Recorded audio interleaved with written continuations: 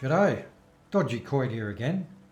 We've got our desert low effort farming video in action. I'm going to cover a few things here. We're going to do the Pinata, infamous. If you don't have any experience with that one, I'm sure you've heard of it. We're also going to do a small meta event out at the domain of Abbey. We're going to do a quartz farm while we're at it. And we're going to knock over a heap of free chests that you might know about them, you might not know about them. And we're going to do this whole show in roughly half an hour. So this is half an hour of your time that you can spend on any day that you're playing.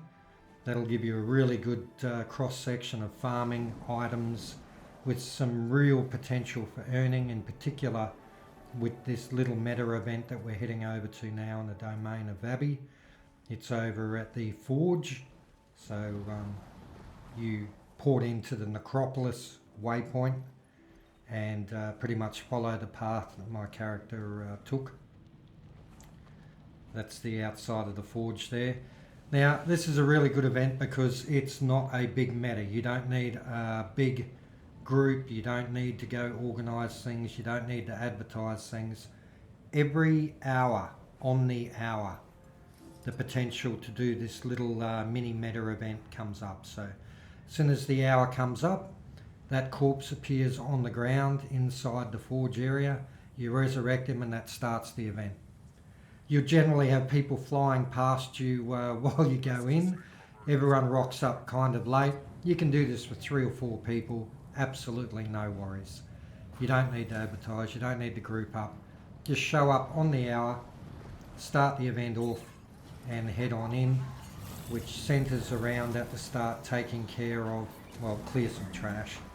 But these blokes who are sitting up in their chairs, you wait until you get a little symbol above their head like a double sword, and then they're available to be beat on.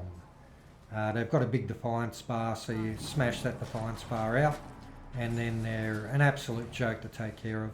Generally, each person takes one by themselves for the people who've bothered to rock up to the event. And then once you've taken out the required amount of these turkeys, everyone drops down to the floor for the rest of the meta event. The reason why this is so good: number one, you've got a guaranteed chance pretty much of getting an amalgamated gemstone drop. If you're keeping track of it, they're worth a gold piece on the marketplace straight away. And it's a real quick event, it only takes a few minutes. So straight away worth it, but it also has a chance to drop some recipes for Harrier's equipment. So insignias, the individual equipment recipes, and the Ascended version, which is the Zatukas, Harrier's gear. And the recipes for those, generally I'm seeing between anywhere from 60 to 100 gold pieces to buy those recipes on the market board. I should know because I've had to buy some, because I've had to craft some Harriers for a amalgam healer spec, a healer alacrity character that I'm running. And I didn't want to wait and grind out the Ascended gear, so I ended up crafting the Zatukas versions. So yeah, I know, that's where I found out about this, and it can be pretty profitable. You get about 3 or 4 chests, sometimes you'll get bonus chests. When this event concludes, you'll see I don't get any bonus chests. It's because I did the event the hour before and then thought, oh, idiot, why didn't you video it? So I did another run at it an hour later just to get it on film so people can see how to farm this baby out. You can see those 3 health bars have just appeared on the right hand of my screen. That means we've killed the required number of turkeys upstairs and the actual meta event is in progress now. Real fast stuff. Now the reason why this is a good one to do, as I said, on the hour, every hour, takes about 5 to 10 minutes. And if you look at the event timer on Wiki, you can pick the one where at the same time the casino event is kicking off in Amnoon City. So what you can do is rock on out here, do this event, finish up, pop back to Amnoon City, and you'll have plenty of time for Pinata. So it's really good use of your time.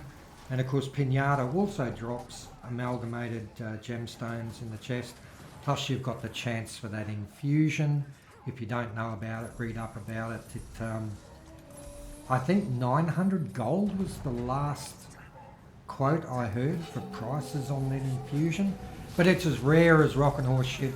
I mean, it's a very small chance, but hey, it's a chance, and it's a free gold piece just for doing the event. So that is what we're going to do after this event. This is the final boss that's popping off now. He's a bit of a pain in the ass, to be quite honest. I actually switched to ranged when this bloke's there, because I have died to this clown a couple times. He drops a forged attack that radiates from his cardinal points, and if you get caught in it, man, you're stuck. You cannot move. He basically melts you, and you just sit there taking damage pretty much, unless you've got a really nice healer nearby, which you don't often have in these groups. It's just a couple of self-sufficient players. You're going to cag it, and then you've got to sit and wait until the group finishes and someone's nice enough to get you up, which is, I just find it horribly embarrassing. I just don't like it. You know, I don't play the game to die. I play the game to win. The enemy dies, right? That's what's supposed to happen.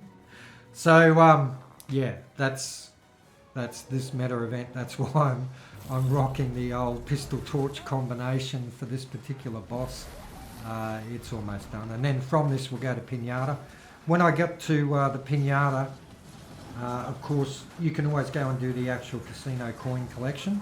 There's a lot of chests in that as well, particularly in phase 2, because there's a few chests that get unlocked up in the pyramids if you're following a path to get those, in addition to the ones from participating in the event. And then you've also got the Choya Stampede. Those hideous creatures stampede, and you have to save Amnoon, which will take you about 90 seconds of your time. So I generally do that one if I can't be stuffed doing the coin collection, and that's what we'll have a video of any second now. So that's this bloke knocked over, you can see, nice and quick, and you'll get 5 or 6 chests in total if you haven't ransacked this. If you run it once a day, you'll get the full complement of chests each time, and if you time it with the Pinata event, hey presto, absolute gold for time spent and reward gotten for your hard effort. After we do the Pinata and the Choice Stampede event, which is what's coming up next in the video, we're going to go hit some free chests out in the desert, and we're going to do a quartz farm. Now I do try and do the quartz farm once a day, because charged quartz shards are time gated. You can only produce 1 a day, and I have a few times when I've not bothered to do it, regretted it. So now it's just part of my daily thing. I go and farm out the quartz, and then go get my charged shard. So here we go. They've announced the Choice Stampede. You just dart in here, and as I said, 90 seconds later you'll pull up a chest for this one. It also gives a couple of desert materials which are well worth getting. So highly recommend doing at least this one if you can't be stuck doing the casino coins. The quartz farm. So a lot of online guides will send you to the silver wastes. I actually find it kind of counterproductive. There's 2 nodes out there and 1 rich node. The rich node is only available during certain points in the meta, and man, it's a real pain in the ass. It's very rare that you'll be out there and that rich node will be available. So it's a lot of travel, it's a lot of running around to get those couple of nodes. I find it easier just to slam the desert. There's a rich node in the farm that we'll be covering here, along with a lot of other rich nodes, rich orichalcum and a rich mithril node, a couple of ancient sapling nodes, all in Here we go, here comes Pinata, all in the progress of our little farm that we'll be able to knock over in under half an hour, as well as some good sized chests with some desirable materials. So, like I say, well worth doing. Here is the Pinata, here he is, and he will last a fast 10 seconds once everyone catches up to him.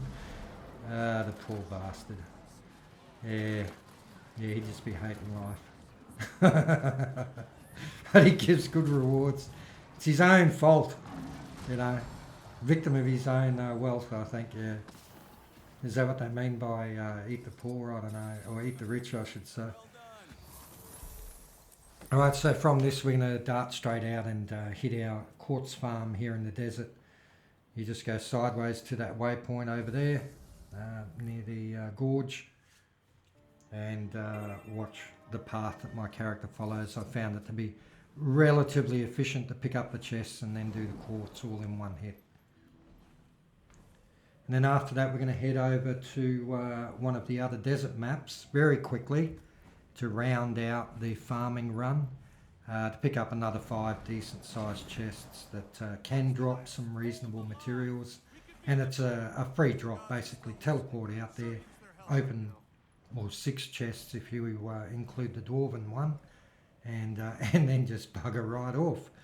So yeah, nice little low effort half-hour farm. I do this pretty much every day in addition to my flax farm, and when I need to get mats and other unbound magic, then the other farm that you may have seen the video for out in the icy area. Now all of this is achievable without this particular mount. I highly recommend getting this mount though. There's a couple of good ways to get it. I banged my way through Soto just to pick this up when I first started playing. Just enough, not to spoil the story too much, but to get it done. A lot of people, when they're doing the meta, you'll find everyone's going to be on the flying mounts, and it makes a big difference if you're an early player. I know some people can get really religious about spoilers, but to be honest, it really is worth it. It changes the game having access to this particular mount. In fact, I'm a big believer in getting all the mounts as fast as you can, which I've done. I think I've got everything except the turtle. Yeah, in fact, I know I've got everything except the turtle, which I think isn't too bad for under 4 months of play, I suppose. But definitely go for the sky scale as soon as you can get it, if nothing else. Of course, having all the other mounts, particularly the jackal and the beetle, unlocks a lot of loot in the Living World Series 4 maps and some of the desert maps as well. So if you're a loot whore and a farmer like me, you're going to definitely want to unlock all the mounts pretty much. And I highly recommend filling out all the mastery lines to do with them. A lot of them are useful across the mounts. Some like it will be for a particular mount, but the benefit applies to all of them. Okay, so this is that rich quartz node I was banging on about. Very easy to access, always there. I see a lot of people parking characters here. If you've got a number of characters, you can just park a few out here, log on, smash it, log back out. It's not restricted to once per account per day. As many characters as you have can loot that each day. And then there's a little path from there that I follow to pick up the other quartz nodes that are nearby, and a number of free chests too, and a number of revenge kills, because sometimes these guys in the desert, when I first started playing, I used to get my ass handed to me on a pretty regular basis. I don't forget, I don't forgive. It's the bloke's credo. So I do really enjoy coming back and serving it up to all these forged fellas. Sometimes there's a little event that runs in here where they've got some slaves. No one should be a slave. I'm a real freedom sort of guy. I always make sure I release the slaves if that event is up and running in this area. But other than that, I just take all the rich nodes, steal all their chests, and well, you know, indulge in a bit of revenge kill while I'm here. It just makes me happy. It just puts a smile on my face.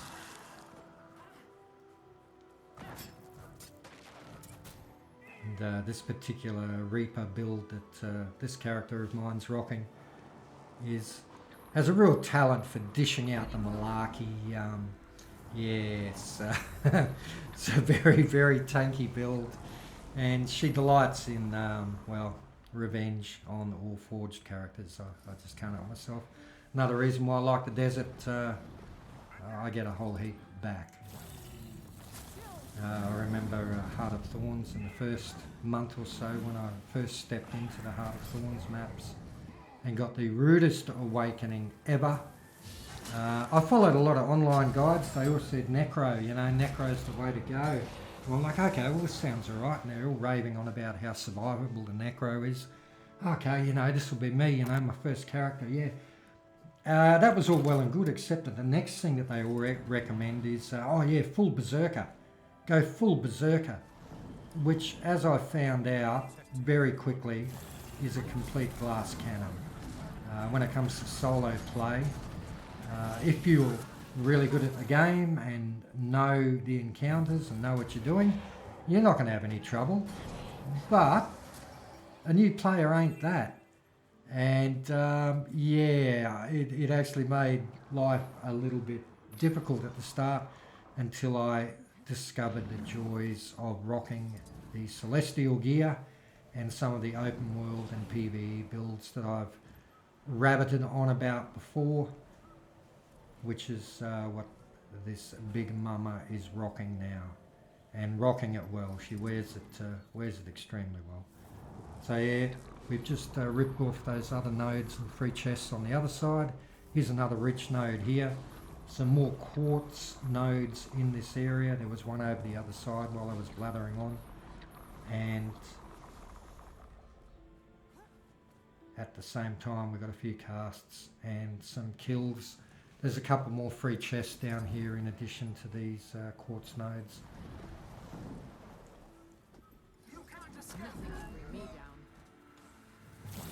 When I say free, you've got to kill a bit of trash, but it's only trash.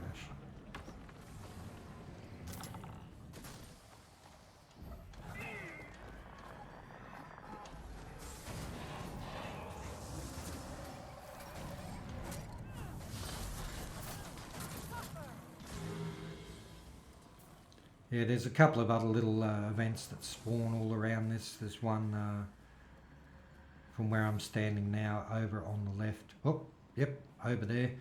That spawns from time to time that's worth doing. It also has some nice drops. I've soloed it a few times. Probably not your best bet. It can get a bit hairy. I mean, you can duo it real easy if you've just got a mate that you play with or a friend that you play with.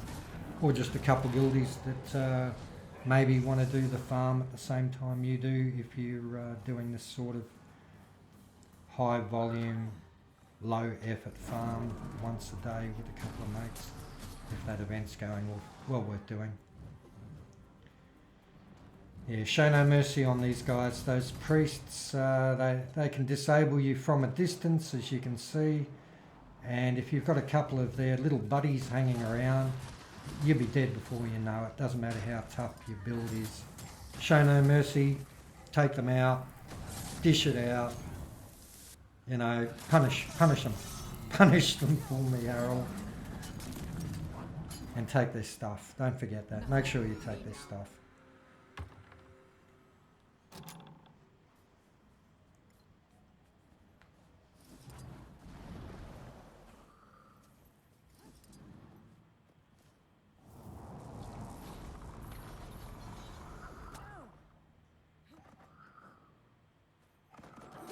Yeah, leave no man behind.